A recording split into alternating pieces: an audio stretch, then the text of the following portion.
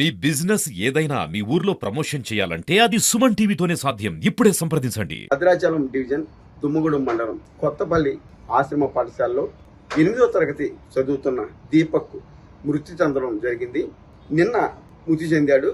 అయితే 2 రోజులు సెలవు దినం రావడంతో అతను సొంత గ్రామం అయిన బండారుగూడెం వెళ్ళడానికి ఆటోలో స్నేహితులతో కలిసి బయలుదేరడం జరిగింది. ఎడ్డబాక మండలం దగ్గర తునికి చెరువు దగ్గర యాక్సిడెంట్ అవడంతో దీపక్ మరణించడం జరిగింది. ఈ నేపథ్యంలో నిన్న విద్యార్థి సంఘాలు మృతికి కారకులైన వారిని శిక్షించాలని చెప్పని నిన్న డిమాండ్ చేయడం జరిగింది. ఈ నేపథ్యంలో ఈ రోజున భద్రాచలం ఐటీడీఏ ఈఓ రాహుల్ గారు పత్రికా ప్రకటన చేశారు. ఏదైతే కొత్తపల్లి ప్రిన్సిపల్ నరసింహరావుని సోకాప్ నోటీసు ఇవ్వడం జరిగింది. అలాగే వార్డెను హరికృష్ణని సస్పెండ్ చేయడం కూడా జరిగిందని చెప్పని తెలుస్తుంది.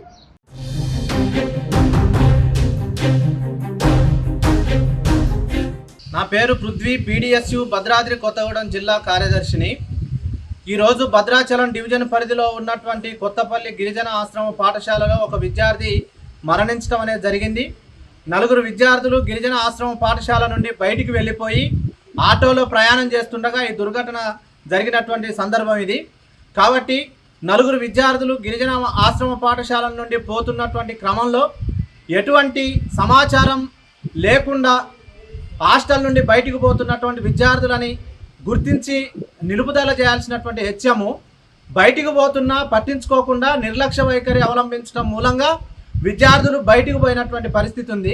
వీళ్ళకి 1000 రూపాయల శాలరీలు ఇచ్చి విద్యార్థుల కోసం, విద్యార్థుల సౌలభ్యం కోసం, వాళ్ళ రక్షణ కోసం వీళ్ళని అక్కడ పాఠ్యాంశాల బోధన కోసం పెడుతున్నటువంటి క్రమంలో ప్రభుత్వం వాళ్ళకి బాధ్యతను అప్పచెప్తే వాళ్ళ బాధ్యతను విడమర్చి వాళ్ళ ఇష్టానుసారంగా ఆశ్రమ పాఠశాలల్లో ఇష్టానుసారంగా ఉండడం, బయటికి వెళ్ళడం, బాధ్యతారాహిత్యంగా వ్యవహరించడం, విద్యార్థులు ఎడిపోతున్నారో పరిశీలన లేకోకుండా చేస్తున్నటువంటి పరిస్థితి అన్ని ఆశ్రమ పాఠశాలల్లో ఉన్నాయి. అన్నిటితో పాటు ఇవాళ కొత్తపల్లి ఆశ్రమ పాఠశాలలో కూడా అదే దొరికినటువంటి పరిస్థితి.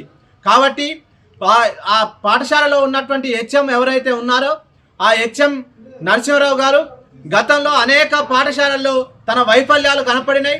అలాంటి విషయాలు కూడా ప్రభుత్వం దృష్టిలో ఉన్నాయి, ఐటీడీ అధికారుల దృష్టిలో ఉన్నాయి. ఆ ఐటీడీ పరిధిలో పనిచేస్తున్నటువంటి నరసింహరావు గారు అనేక ఆరోపణలు ఎదుర్కొన్నారు. అనేక నిర్లక్ష్య వైఖరితోని సమస్యలని ఉత్పన్నం చేసినటువంటి పరిస్థితి కూడా ఉంది.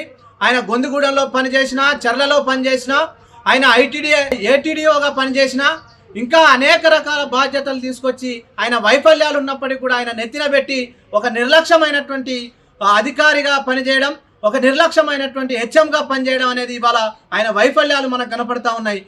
నా పేరు శివప్రశాంత్, పీడిఎస్ భద్రాచలం డివిజన్ కార్యదర్శిని. ఈరోజు కొత్తపల్లి ఆశ్రమ పాఠశాల విద్యార్థిని 8వ తరగతి చదువుతున్న విద్యార్థిని చనిపోయాడు. చాలా దుర్మార్గమైనటువంటి పరిస్థితి.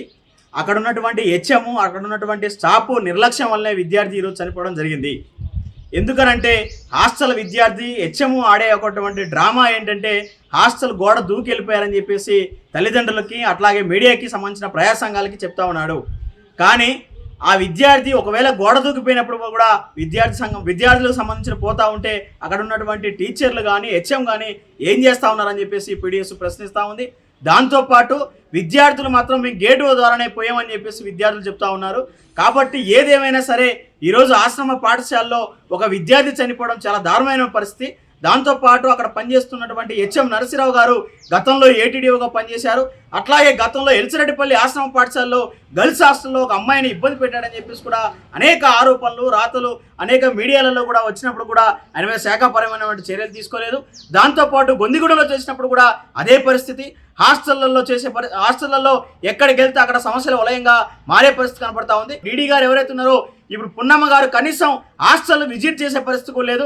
ఆశ్రమ పాఠశాల అని ఉన్నా కానీ సమస్య వచ్చినప్పుడు మాత్రమే హాస్టల్లో మిస్సింగో లేకుంటే ఏదో ఇట్లా చనిపోవడం జరిగినప్పుడు మాత్రమే హాస్టల్కి వెళ్ళి విజిట్ చేసి ఉంటుంది తప్ప ఆఫీస్కే పరిమితం అవుతోంది. ప్రజా సంఘాలు ఫోన్ చేసినా పట్టించుకునే పరిస్థితి లేదు.